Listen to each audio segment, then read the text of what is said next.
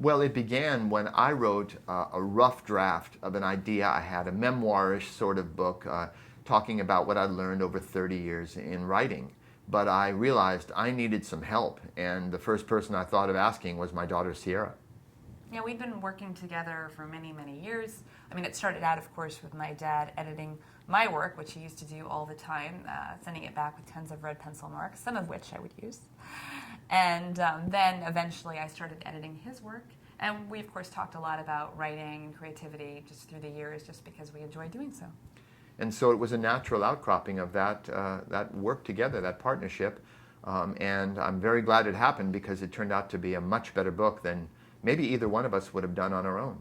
I'm sure that either one of us would have done on our own. But on top of that, I think that we never would have realized exactly how we work. Like, writing the book allowed us to articulate what it was exactly that we do and what we've learned to do over decades now of writing for publication, which is something that's important to both of us. And we've come to appreciate we have very different processes at times. I tend to write a mess and then organize it later, and Sierra, well, you can say what you do. Well, I mean, I think what's more important is we realized because we had such different processes, and in a way we were in an ideal position to write a book for many different people, because we weren't suggesting that we had one process and that that process was everyone's process. Exactly. We could appreciate how each of us has our own way of approaching it. So Sierra talks about and writes about how craft is the art of learning to communicate well, but process is how we get to that craft in terms of our approach to the writing. And each individual, that's why the subtitle of our book is Writing Your Way from Inspiration to Publication. But so much of that is actually discovering what your way truly is. And that's really a lifetime process, because it's not so much necessarily your first idea of what is your way. Because sometimes we have all kinds of ideas that actually don't work for us that well, as we ourselves know very well. Right. So we can empathize with other writers and what they're going through.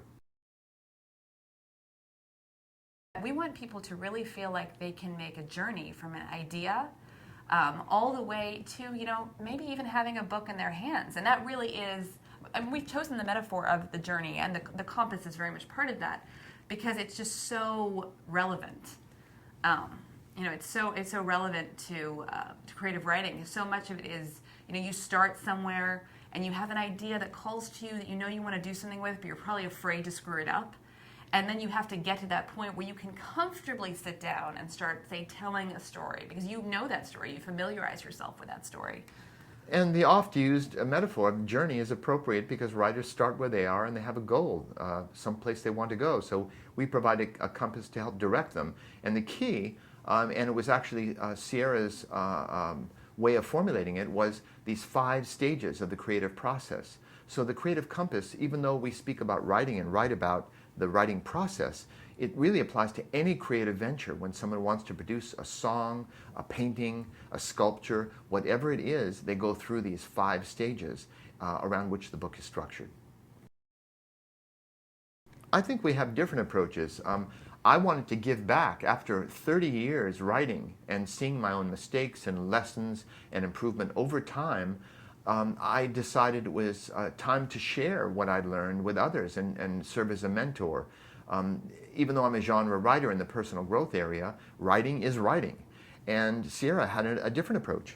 Well, I think that for the most part, it was a project that my dad had asked me to do with him.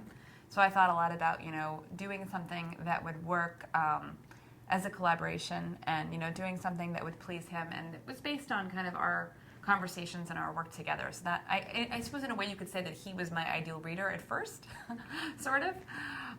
But then gradually I came to think a lot more as I continued to teach writing. I thought also about the writing students I was teaching and how difficult it is to articulate, how difficult on the fly it is just to articulate ideas that have become familiar to oneself through practice over years.